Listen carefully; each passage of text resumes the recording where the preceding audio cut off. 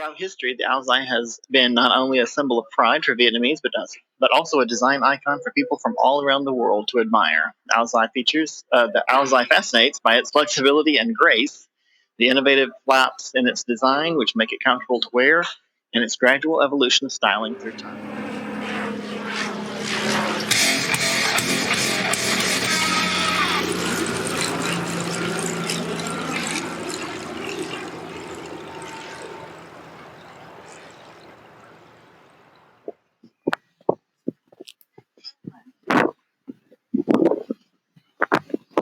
Well, first, let's see if we can get in, and obviously, also if we can film. If not, this whole day maybe, maybe a bust. Not a whole day. We still got the market. We could just, we go to the market and we can gallivant, traipse around. I mean, most people who visit a foreign country are not going to really learn the language, and it takes a lot of years to get fluent. But you can do some little cheats, like "thank you" here, just say "come on," and you won't be exactly the right tone, and the vowel will be a little off. But they'll know what you're trying to say. Yeah. They're like, "Oh, you tried." That's right. Getting phonemes right is the most difficult part of life. I can tell you from teaching it. Put my little ticket away. Nice. What? I'm going to try and put my little ticket away. Now, the one thing about getting these great views on the stream is I'm not sure it really comes through how dramatic the scenery is, the view. I can just... Right, it's not super clear. I can just see that it's expansive, and that would scare me a little bit high up because I have it's not really a fear of heights. It's a fear of infrastructure. Oh, I thought you said expensive. No, expansive, big, wide breadth. Whoa, it's doing a little flippity dippity. Right in front of us, right there. What is that dark place over there? Is that I don't know if I'm not seeing anything properly, but dark.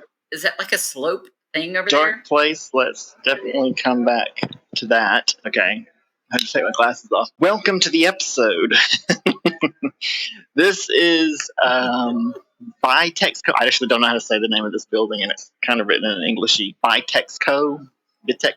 I don't know. Tower, but we're actually at the Saigon Skydeck. That's the big deck at the top of the building.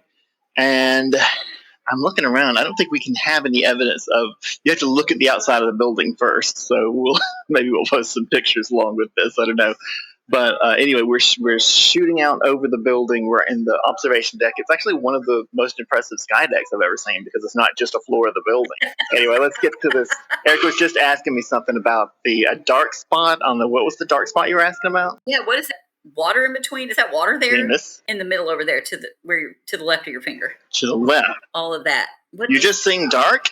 Okay. There's a river. You see these river. Okay, that is water. Okay. Yeah. Yeah. That's not the Saigon River. That's one of its, feed-in rivers. Because a lot of them are flowing in this area, so there's actually plenty of water.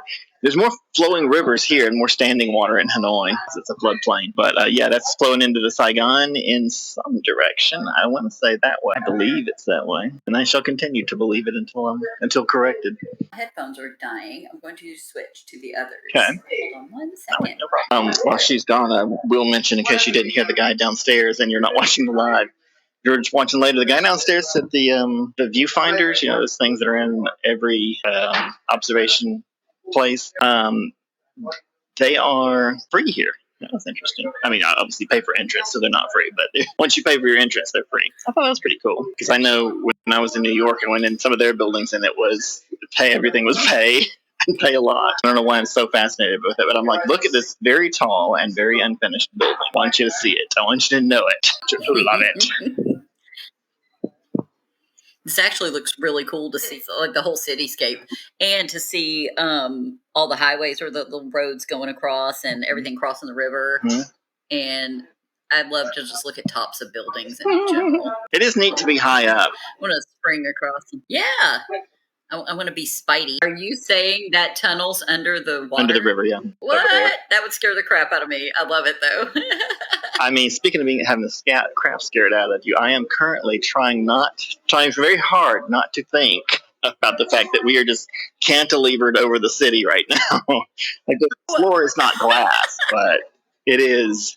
You can tell where the thing ends because the elevators have to be part of the main part, obviously. And they're in this, big area in the middle. But yeah, all of that is just sticking out. Yeah, this is all just building saucer here at the edge of the plate. Can you find a picture of it? Because I'd like that to get in the final stream, so I'd like to put it in this part. Can you find a picture of it online? Share it. Deck. Share. Time for sharing. Like looking at the right thing. Images. Dun, dun, dun. Ooh. Okay, here's one that's like, oh, I hope it shows it big enough right here. I want it to fill up the page. How do I do that? Open image in new tab. That's what I want to do. Yes, that's it. Let me get it. So here's one image of it. Let me go. Where is our? Okay, here we go. And present. And then this, yes. Okay, this is just a JPEG, and then I'll go to another page. But can you see it? Oh, that's a good angle. Is this it? Right. And yeah, I love the way that looks right there because it's here. This is what it looked like when we walked up to it. But look, is that where you're at right there? That thing that's hanging off. Yeah, the hanging out part. Ooh, that's scary. The out part. that is scary. Okay, here let me see if I can find another one. That's all right, cool. You keep looking and let me know when you're posting them. We're going to take a slight detour because they've got an exhibit up here, and I think we got time, so I want to see it. It's on the Alzai. Ooh, okay. Alzai exhibition. I don't know if it's temporary or permanent, but let's let us mosey in. Oh, the Alzai is the beautiful traditional dress of Vietnam. It is loved by all peoples, regardless of age, gender, or status.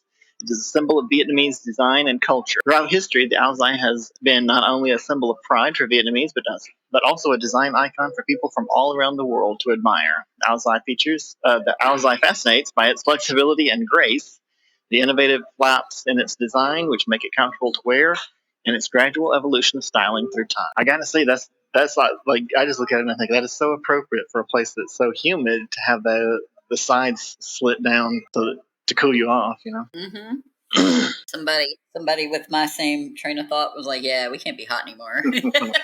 Okay, here, I'm going to show you another one. I'm going to show you the other thing. Oh, these are so pretty. Glare on going this direction, so hopefully you can see the 4-part Alzai, 17th to 19th century. Wedding Alzai, 1940. Those look like, I was going to say, that looks like 70s. That floral one looks like it could be like late 60s going into the 70s. You know how like all that decor looked. Long dress suit, beautiful landscape produced by designer Dinh Van To, inspired during his visits to different regions and by his experiences of mixing with the peoples and natural pictures of Vietnam. The suit was presented by beauty queen Trong Thi Mai during the Vietnam International Fashion Week in 2016. Oh no, I'm just guessing.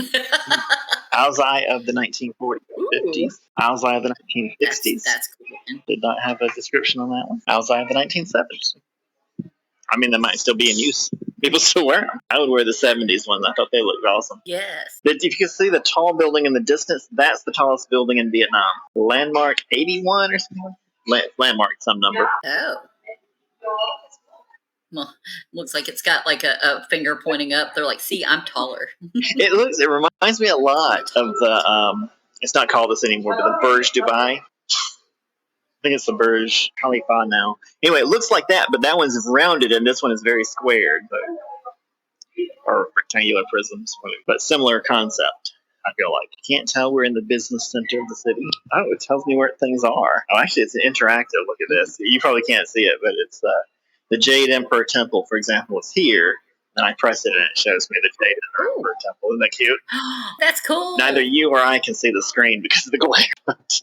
We're just right in the right position at the right time of day to not use it. But it is cool. It's like, I can read it though, but we're not at the Jade Emperor Pagoda, so I won't read that.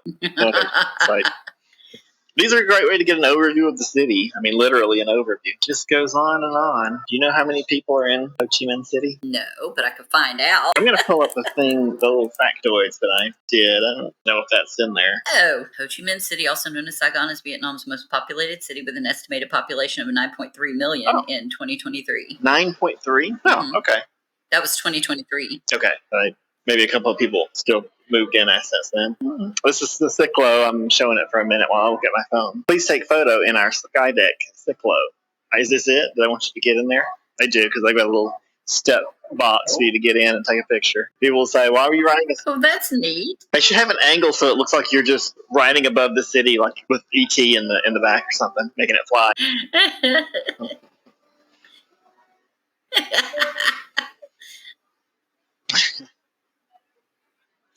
Oh, you can see the market from here. I mean, I think this is going to be a walk back thing too. That just doesn't look far. I know, you probably can't see it. I should probably point here on the old screen-a-rooney. Where's the finger? Oh, it is. It's right here. It's just it looks like empty space, but it's just a 1 or 2 level market in the midst of all that. Okay. Yeah. Historic. Definitely not far from where you're at, so that'll be a little hop, skip, and jump. Yeah, I mean, we basically walked. Where's the art museum's just across, so we basically walked exactly that distance to get here in the first place. Tell me if I get it wrong. Explore with Lynn, lovely lady, came on. She's like, "How are you still live streaming? You've been on for 7 hours." You know what? I love that part at that at the post office with the booths and the clocks. That opera house is gorgeous. Yeah. Oh, and the park. I would like to go and sit and chill in the park. I want to be like, yeah, I'm like you guys. I'm here. I'm chilling in the park. Yeah. I swear, if I get to go there, I'm going to that War Remnants Museum. Oh, it's a good one.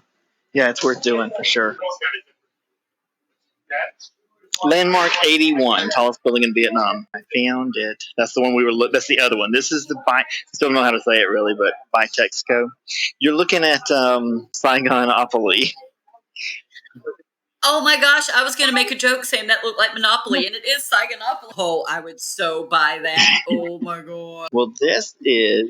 Do they sell that, or is this just like somebody's artistic endeavor? Because I mean, I feel like it is an artistic endeavor. Yes, this would be, if we ever get a store, this would be the type of thing we'll want to put on our list. I'm gonna have you like write down as we find the stuff, and then later we'll contact the manufacturer, whoever it is, see if we can sell it in our store. That'd be awesome. T-shirts, laughing Buddha. It looks like he's just smiling. You're just smiling. You ain't laughing. That's just a courtesy smile. He didn't even think the joke was funny. Coasters. Oh, that's cute. Coaster set with and a fin and shower shoes that everybody wears everywhere and bummy. Oh, there's others too. Well, they really got that one correct. That's cute. Yeah, I mean, we could just. Sometimes I think we could just turn this whole channel into travel shopping. Get souvenirs from places and tell your friends you've been there. That's like how people really live, and they do the things. They're like, "Here, I got this there, and I ate this."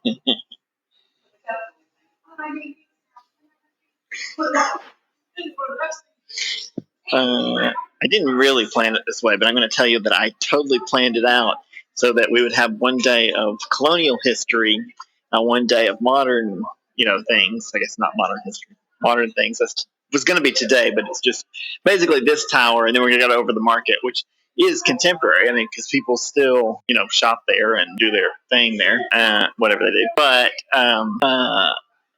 we also have one more day, which is more. I mean, you could say it's ancient history, but also just culture. Tomorrow is going to be. I think we got pagodas and temples and the traditional medicine museum. Yay! I'm like, yay! I don't want to be loud. I don't know why. It's not like those people can hear me. I'm like, yay.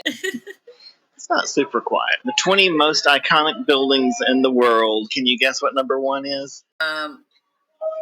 No, what? From your favorite place. Like joking? Yeah, okay. Empire State Building. Really? Yeah, okay. Empire State Building. Really? Yeah. Is this based on a poll or them just guessing? It is recognizable. Oh, it's a CNN poll, so I strongly suspect of course. No other country stood a chance of winning. But Empire State Building, most iconic in the world. And then the next one is China, which that is an iconic building. It's all crazy. Don't know the next two. Number 5 is the one we're in right now. Hey. It is, and you can see. Did you ever share another picture? Did I? Oh, no, because you were looking at the stuff and then you went around. Okay. But here, let me pull this up because I had there's a nighttime cityscape one, and I really like that. I hope it'll let me. It's a gorgeous city. The people are nice, like everywhere in Vietnam, and it's easy to get around. I've been here when it was sweltering hot before, and I had to walk places, and it wasn't as fun, but this has been pretty good. Enjoyed it. Yeah, the river is very close to the building, so it's easy to get. You don't have to do AI to make it look like the river is the building's right on top of the river. Right. Oh, I'm saying they were like doing it at a perspective where it almost looked like a 1940s aviation movie thing. And I was like, oh, that's definitely AI. But that right there was a real picture, and it was gorgeous. Yeah, it is very nice. I like this bridge too. I don't know if you can see the bridge. It's got the one curved central tower. Go up a bit. Yeah, I like that. It's a suspension bridge, but it's cool. I like it. It looks almost like a bow, like the top part of a bow and arrow. Yeah, why does it have that? Oh, I mean, I think it's just design. It's it's not necessary. I don't think it's doing anything like structurally for it to be curved like that. But the cables are stretched from that part, from the what do you call it, central tower?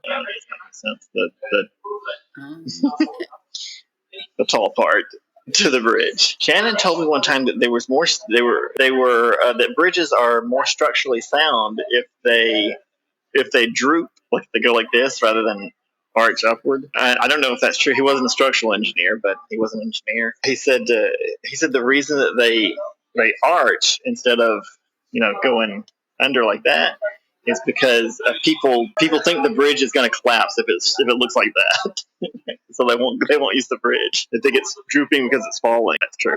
Oh, that makes sense. But I don't trust any bridge anyway, and I freak out while I have to drive across them. So it's now time for the freak out. We will check the veracity of his statement though soon, because I have to do a little internet sleuthing for no reason other than I want to be correct or prove him wrong or right, whatever.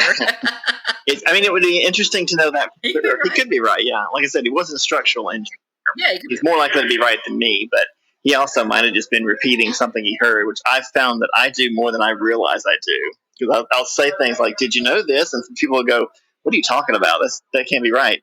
And so I'll go look it up and be like, "Oh, you're right. I'm just full of shit. Why did I say that?" For some reason, I thought it was true.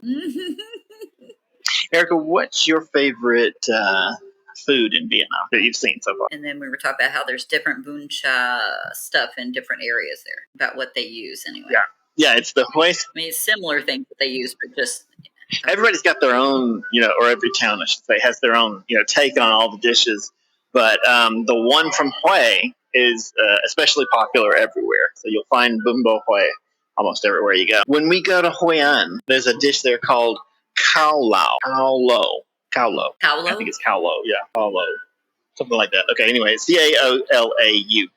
And that's a really good one, so we definitely want to have that. We'll do some more banh mi, because why would you not want to do more banh mi? And gui kun. Do we know what gui kun is? No, what is that? That's just spring rolls. That's what they call spring rolls. Oh, is that what that is? So is that the stuff that goes on the side when you were eating the bún cha? Remember you had the spring rolls, and then you had the I don't know what the difference is. Those are nem.